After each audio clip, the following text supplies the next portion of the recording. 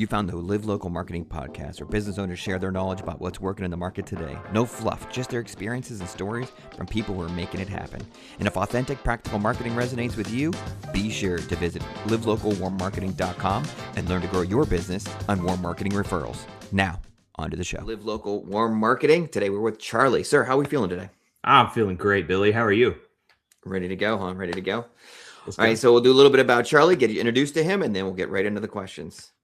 Charlie's the face of Clarity Over Everything. It's a brand positioning and a clarity strategist who helps leaders and teams get more clear, faster, and set their brand up for success. For the last 15 years, he's worked across copywriting, content marketing, branding, strategy. He helps local brands, local businesses, national brands, nonprofits, everybody. He helps them uncover the hidden things causing confusion and misalignment, and then partner with businesses to cut through the noise, simplifying what matters most and get aligned and prioritized around what's next. And he also has a heck of a vinyl record collection. So that's all. That's Charlie right there in a nutshell. Now you know Charlie. Sir, are you ready for the questions? I'm ready. Let's do it. All right, man. As an entrepreneur, what is your first win? I would say for me specifically, it comes every single time I work with a client, and I just get to repeat it every single moment. When a client, especially a small business owner or a GM or a leader, realizes that they can have some help doing less of what they don't want to do and outsource some of their problem solving, and instead do more of what they love to do. That aha moment is my favorite thing. And sometimes it happens in a discovery call. Sometimes it happens in a deep dive. Sometimes it happens 6 months down the road. But there's just this peace and this change in their entire countenance that is almost, it's predictable and it's mind-blowing at the same time, because you just kind of wait to see when it's going to happen. So one of the examples I always give is an author that I worked with about a year ago. And man, you could tell she just wanted to do more. She wanted to get out there. She wanted to spread her message, sell more books, do all of the things that she was so good at. But she felt so bogged down by I think I should be doing X, Y, and Z. And so when we consolidated a lot of her systems together and got her messaging really clear and helped set her up for, podcast appearances and everything else, she lit up again. It was like she had new life and momentum again. And that's my favorite thing about it. So it's the first time I saw it happen, I was just like, that's what I want to do. I want to do more of that for small business owners. And now I get to help everybody do it. So in that discovery call, let's go over that. So what is your favorite question during that discovery call? Like, you probably have an array and you probably been getting used to it, and you have like 10, 15 and you ask them, what's your favorite? What's the one that I can't wait to ask this question every time? My favorite question to ask, especially small business owners, is, are you the brand or is the brand the brand? So many small business owners are tied to their business in a very important way, but they don't realize that there can be some separation between what the business does or what the brand does versus what they have to do. And that's my favorite question, I think, for any leader, is to say, like, are you the brand or is the brand the brand? And that probably sets the stage for the rest of the answers too. It does. Very nicely. Yeah, it does. Yeah. All right. So as an entrepreneur, you're dealing with all these businesses. What do you feel is your best habit? This is going to sound really strange, because I know that as an entrepreneur, we often talk about having set schedules, compartmentalization, and healthy boundaries, right? My favorite habit is on Saturday mornings before everybody gets up, and I'll usually go back over my week and try to tie a bow on some things, maybe just some administrative, bills and accounting and all that kind of stuff. But on Saturday morning, I go ahead and make my agenda for the next week. I write down everything that I didn't accomplish this week. I think ahead towards the goals that I have to accomplish next week for each client or each project or, anything else that's going on in the business. That way, when I come down on Monday morning and I open up my planner, which I made myself, then I'm ready to go and I can hit the ground running. So honestly, like that 1 hour, and I try to time box it as much as I can, just an hour on Saturday morning, while right after I've made coffee, I can sit down, I can review my week, and then I can look ahead to the next week. Are you one of those check your calendar before you go to bed to make sure you have an idea of what's going on the next day type of people? Or do you kind of just like set it up Saturday and let it run itself?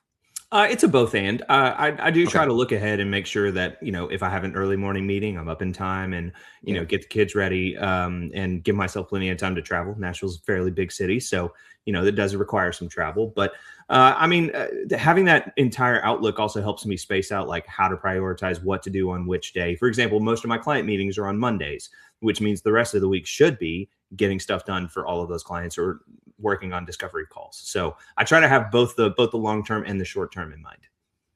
So you're not necessarily time blocking; you're action prioritizing, basically.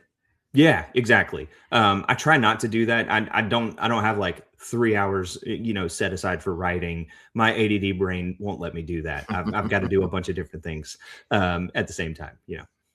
Okay, that's excellent. That's excellent. Yep. Talk to us about a truth in marketing that you wish more people knew. A quick break before we get to that next answer, because I know that answer is going to be brilliant, which is why I chose this moment to interrupt. If you love what you're seeing and you want to run your business off of warm marketing referrals, visit our website, livelocalwarmmarketing.com. It's got valuable resources, office hours, memberships, the book, an array of resources to help you get rid of cold calls, cold leads, door knocking, and run a business you can be proud of through referrals and warm marketing. Now, back to the show. This is something that I've been preaching for the last several months, and I think a lot of leaders need to hear it. I truly believe that most leaders have the wrong idea about what clarity means. And I'm not trying to be too on the nose because, as you said, my business is called Clarity Over Everything. But I really think they get a lot of these things wrong. For example, clarity does not equal certainty. Most leaders think that I am so certain this is the way we need to go, therefore it is clear. Well, that's not always true, because there could be bias in there. There could be a narrow perspective. There could be all kinds of other things going on. Some of the other ones is like clarity is also not having the right things memorized. If we just say it over and over and over again and make sure that it sticks in somebody's mind, that means we're all clear. That's not necessarily the case either. Clarity doesn't equal micromanagement. In fact, a lot of times clarity means releasing people to go and own exactly what they own, whether that's a contractor or an employee or a manager or whatever else. Clarity doesn't also mean more information. We over communicate a lot of times thinking this is going to make it clear. That's also not the case. Another thing, clarity is also not a one-time event. It doesn't happen in a staff meeting. It doesn't happen at a Q1 kickoff. It doesn't happen when you launch your new campaign. It is a daily habit and a practice to make sure that what is clear to you as the leader is clear to everybody else. And that goes for owners and businesses and everything else. Last one, and I've got about 20 of these, but clarity also doesn't mean uniformity. Clarity doesn't mean that everybody does the exact same thing. Clarity does mean that I understand that my job, my role is achieving a KPI, a goal, a number, or some other kind of mission and vision that helps further the business or the company. How are you differentiating goals and clarity then? Because it seems like there is a little overlap. Yeah, think about it like this. Goal is the thing that we are aiming towards, the thing that we are moving towards. Clarity is what kind of car are we taking? How long will it take us to get there? Do we have snacks for the road? Does everybody know their seat on the bus? To use Jim Collins' language, so to speak. So goals are the where, and clarity often dictates the how, the what, and the why, and the who. That's good. Excellent. I appreciate that. That was a good explanation. Yeah. And I like the car analogy. It's even better. All right. In your business, because you're doing lots of different clients, a lot of different sizes, what types of things do you still personally handle? And what things do you hand off to a team, and why? So I'm still a solopreneur. A lot of the work I get to do is locking arms with small business owners and leaders and helping them to achieve their goals, of course. I think early on in entrepreneurship, everybody tries to do everything, right? So I've gotten over the years very good at saying, I can design that for you, but I would much rather you meet my designer. I would much rather you meet this subcontractor, or I'm going to call my consultant who knows more about Shopify than I ever could. And they're going to help this go a lot faster, because I can help you problem solve it. That's not the issue. But I also want to have, if I'm going to claim to be the person who has your best interest at heart and who tries to be the objective and trusted voice in your corner, I also have to have those people in my corner. And it can't just be, I solve all this all the time. In fact, one of my recent clients looked at one of my agreements and saw the entire menu of things that we could do throughout this engagement. And he said, there's no way you can do all of this. I was like, well, no, I can't do it all at once. But at some point over the course of this engagement, we're going to do all of these things, whether that's us doing it together or us talking to somebody else who knows this better than I do. We're going to cover all of it at some point. So it sounds like, and this is a unique answer, I don't think I've had that answer from anybody. It's not really a VA. It's more experts in your own community that you've made collaborations with. How have you gotten to the point in your career that you know all these people and have them in your pocket? I cheated a little bit. I worked at a very large company of 1,000 people where everybody was so good at what they do. And over the years, as those people have left and started their own businesses, we have all kind of created our own little network and said, hey, I need somebody who can do UX, or I need somebody who can do optimization, or a front end developer or whatnot. And so we've all helped each other contract and subcontract out for a long time. Some of that is just showing up and networking, right? There's a lot of stuff that I don't know how to do, right? Small business accounting is something that I 100% outsource for myself, but I also point people to small business accountants so that they know as well, that there are other people who know this stuff better than I do. That's really good. I mean, I'll pull that answer. Thanks. That's a great one. All right. So you meet with these small businesses. You have an array of people, small, big. Let's focus on the small and medium, because that's usually what the audience is. Let's talk to them about budgeting. So when you sit down and they have a mild budget, like, do you prioritize the things that are going to get the first ROI and then work your way up to more expensive, bigger reaches? Or how do you usually organize that with them?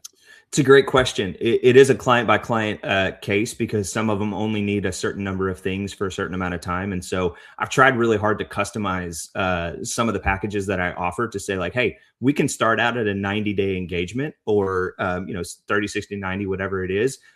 This is what it's going to cover. And last year, it was the first time I had implemented like mandatory minimums in what I do, because I don't want clients worrying about hours, because I'm not trying to track hours for them either. And so thankfully, over the last couple of years, as I've refined it, I can say this is going to cover my costs, but it's also going to ROI for you in a huge way, because you're going to have somebody in your corner. So, some of it is in my discovery and in my audit process at the beginning. I always have a roadmap in mind, and I always present that as part of a, like, if we did a year-long engagement, here's what I would expect us to cover. And so in the first 30 days, we can tackle these things. In the first 60 days, we can tackle these things. And at the beginning of every week and every month, we are constantly looking at what are the goalposts that we are trying to hit in the midst of all of this to make sure that we're doing the right things. Have you ever had a person you sat down and met with, and you're like, you're not ready yet, but here's some things you should do, and once you do these things, come back to me and let's have another talk? 100%. It happens all the time, especially with businesses who maybe have been established for a little while, probably got burned by an agency or can't afford an agency. And so they're very leery of working with another branding and marketing person. And so I have no problem adding some value to say, here are the things that I would do. You're more than welcome to go do them on yourself. But when you're ready, please come back to me, and I would be more than happy to lock arms and help you do that. And that's what a good entrepreneur does. It's I say it every time. Entrepreneurship is a team sport. So you got to work together. It really is. You've been at this for 15 years. What strategy have you gone away with? Like, the ROI is not there anymore. It's not working. Don't do this, people.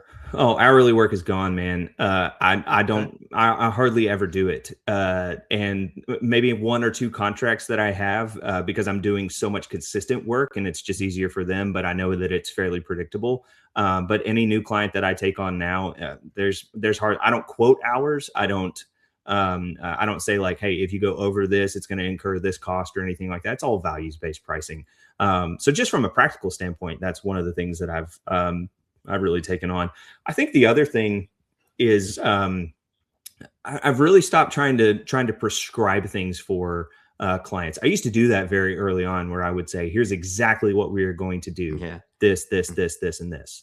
And so I'll catch myself in calls saying, oh, I'm trying not to be prescriptive in all of this. Here's what I would recommend. What would you like to do? That level of collaboration has helped me build trust faster, I think, with business owners and leaders than anything else. Because then it's not all on me. It's us solving this together. And therefore we can go a lot longer of a distance together because we have that rapport and we have that trust built. So, all right. So when you sit down and work with them collaboratively, if there's certain marketing things that they don't enjoy doing, let's say video, because I get a lot of pushback on video, how does that conversation look? Because we know video works. Yeah. Part of it is just saying like resetting the expectations, because I've had those conversations as well with small business owners who are like, gosh, I don't want to do this thing. And I'm like, here's a different way to think about it. When you are in your car and you have a thought, pull out your phone and record you saying it for 30 seconds. That's it. That's literally all it takes. Because once you get into that habit and you see how easy it is, you'll do it again and again and again. I think the other part is they get so overwhelmed. Like if you go on a podcast or have a speaker reel, for example, like how am I going to edit this? There's so many great tools like Opus and Alphana and some of these other great things where you can chop it up and then all you have to do is go post it and it's done. So again, I think just because I live in this world and I know how to navigate some of those plays or playbooks, so to speak, it does become a little bit easier. But part of it is just retraining their brain, because again, a cook just wants to go make more food. They don't necessarily want to think about filming themselves making food. But, you know, for a leadership expert who has lots of thoughts on a daily basis, it's just kind of flipping that switch in your brain and going, take 30 seconds to talk about this. Is it going to turn into a 90-second video sometimes? Yes, it will. And that's okay. But the more you do it and the easier you think it is to get over that hurdle, then the more likely you are to repeat that over time. And a quick hack, AI is a great way now, because you can talk into the AI and it saves it for you. And it takes 30 seconds, especially if you're driving, because you don't want to drive and have to pull out a notepad. It's a quick way to just like throw your idea and just it saves it off to the side. It's later. The new voice memos. Remember, we used to do that on voice memos on the iPhone and all the phones all the time. I still have great book ideas in some old phones voice memos. I'm sure somewhere back in the day, all the dust on it. Nice retirement idea. There you go. All right, so you're doing all the things. You take some time Saturday mornings, but in general, what are we doing to not burn out? Because when you're doing all the things and you're handling all the stuff, it's so easy right now to just burn out, take on too much. What do you do? I learn. That's the easiest way to do it. Yeah, I've got to learn something new, whether that's change up my podcast mix or just look at a book or an industry that I have maybe overlooked at some point. I think that's the best way to do it. Every time I feel myself getting discontent, every time I feel myself getting restless, I know that it's time to expand my thought process a little bit and get out of my head. Could be an online course as well. I would say the habit that I picked up last year that I'm trying really hard this year. I've never been a very avid reader. Like I'll read every now and then, or like all these Harry Potter books that I've had since I was like 12. I've gotten back into fiction to like let my brain not do something for a minute as well. In fact, I was with a client doing a branding session last week, and you could just tell by the end of it, they were all gassed and they had done some tremendous work. And I said, here's what this week is going to look like. When you're not thinking about something, you're going to have an idea, and I want you to write it down and I want you to send it to me. And so part of it is like, as an entrepreneur, giving yourself that permission to have that space as well, to not think and to do something totally different, but also have it be an indirect habit of sorts to get yourself back into entrepreneur mode. I mean, you're in Nashville. There's got to be some fun stuff. You got to have some hot chicken, and you got to go to Acme, and there's got to be stuff you're doing, right? Oh, yeah. I love that you said Acme. That's one of my favorite places to go, especially being right by the river. Oh, it's a great spot.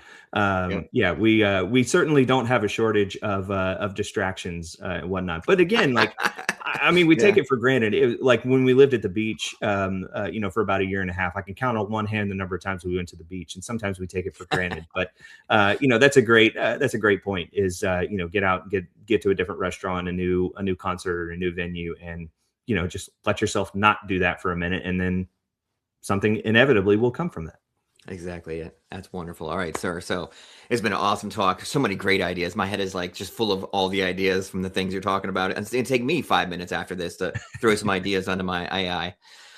So as we head out, you're going to do the outro. Let's talk about your business and where people can get a hold of you to get the clarity on their business ideas. Yeah, you got it. So you can always find me on LinkedIn. It's Charlie Sells. Yes, that is my real last name. I have avoided sales like my entire life. So the irony finally caught up with me, where you're going to have to live out exactly how you're named. But I'm on LinkedIn. You can find me there. You can also go to clarityovereverything.com. The thing I'm focusing on this year specifically is what I'm calling clarity and alignment sprints. It's a 30-day engagement where I do a full top to bottom audit of your brand, try to find gaps, areas of complexity and confusion, and then we get in a room for a half day or a full day. We put all of the ideas up on the board, and from there you get a 3 to 12 week prioritized roadmap of these are the things that we should be doing immediately to plug some of the holes. And part B to that is we're also not going to stop doing all of the things that are working while we do all of this. And then there's also a 3 to 12 month roadmap on what it could look like to work together, or even hand that off to an agency and see some growth and some success in your branding and your positioning and your marketing. That's awesome. All right. So all the knowledge, be sure you stop by, check out the resources. Cause I mean, to save time, to save money, to get more sales, that's the whole game. So Charlie, man, I appreciate all of your help today and your insights. I'm going to spend some time, like I said, jotting them all down now. So appreciate that as well. Thanks for having me, Billy.